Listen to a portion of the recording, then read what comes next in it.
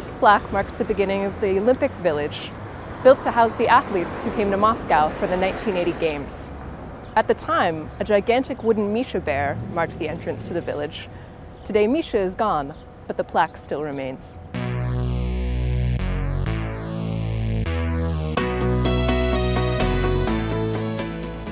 It may be hard to believe looking at it today, but in 1980, this was the epicenter of the Olympic Village's social life. Athletes came here to visit cafes, discos, restaurants, the cafeteria, and more. At a time when many Muscovites were lining up for basic items like bread or toilet paper, the cafeterias were filled to the brim with all the fresh meat and produce that the state could afford.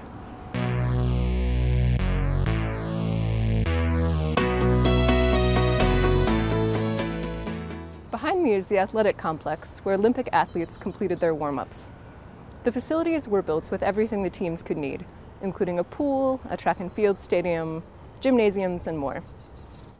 The athletes didn't have to walk here, as they were ferried back and forth between the apartments and the sports complex by open-sided minibuses.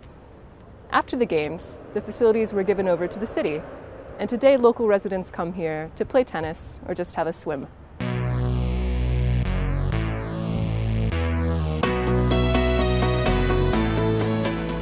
In 1980, this was the cultural center and concert hall of the Olympic Village.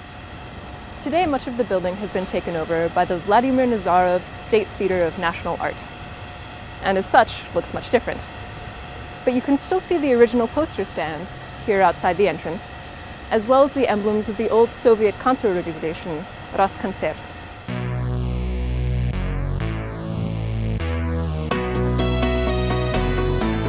During the Games, the building behind me housed the Olympic Village's administrative headquarters. It, like many other buildings at the time, represented the height of Moscow's architectural craze for buildings on stilts or above-ground supports.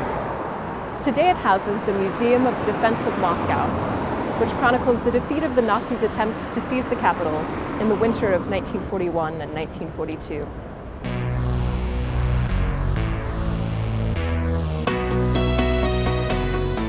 At first glance, the apartment buildings that were constructed for the Olympic Games differ little from the Brezhnev-era high-rises throughout the rest of the city.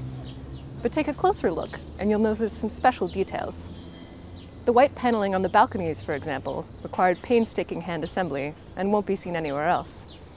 Outside, the courtyards had gardens, special designs, and old Arbat-style street lamps, which today have been removed.